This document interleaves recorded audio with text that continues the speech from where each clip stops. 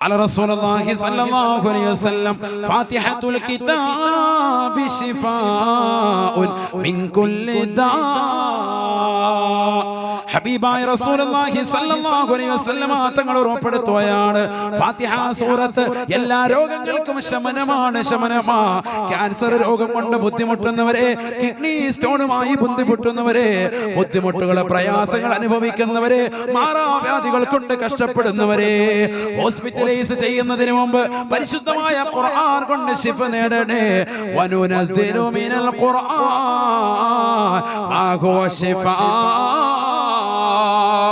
നിങ്ങൾക്ക് നൽകിയിരിക്കുന്ന പരിശുദ്ധമായ ഖുർആനില്ലയോ, ആ ഖുർആൻ മുഴുവനും ശിഫയാണെന്ന് പഠിപ്പിച്ചതായ അല്ലാഹുവിന്റെ റസൂൽ പറയുകയാ.